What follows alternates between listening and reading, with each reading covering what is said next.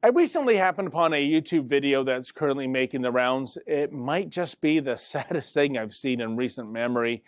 Melancholy aside, this short video also makes for a profound cautionary tale when it comes to the virus that is Islamofascism. Simply put, the video is a montage of amateur film clips shot in Afghanistan, Iran, and Libya. The first part is comprised of clips from the 1960s and 70s. Just call that time period the proverbial good old days. To show you what I mean by that, just check out what these Islamic republics used to look like just a few decades ago.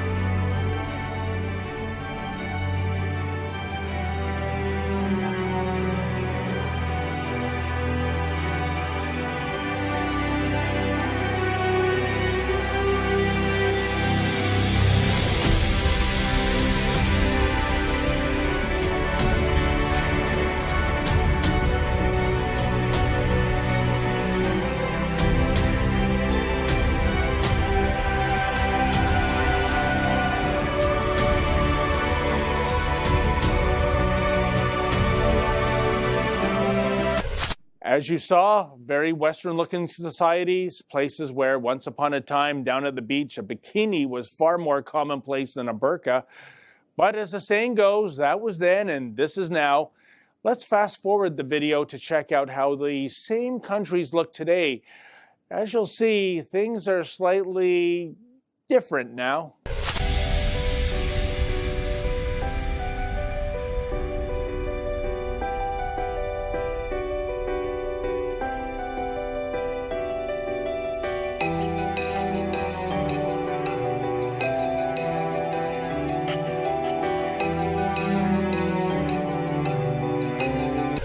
The contrast of then and now is stunning and tragic.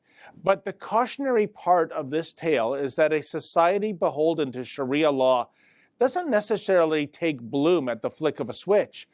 Rather, it's often a gradual process.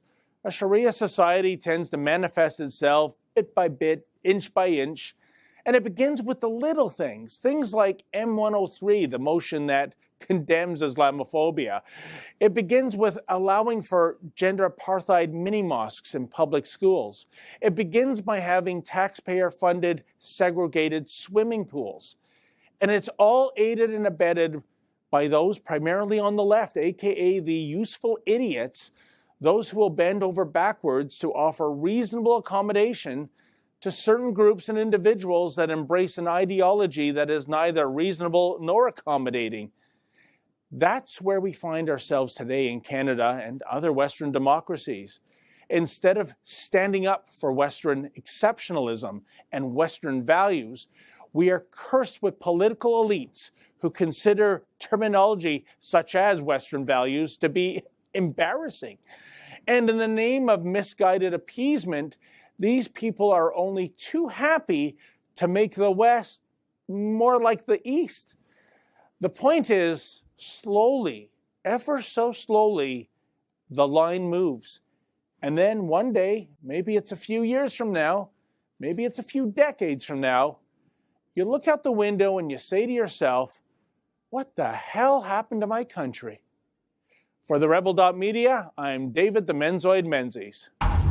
Like what you just saw, then click subscribe below and never miss another Rebel video.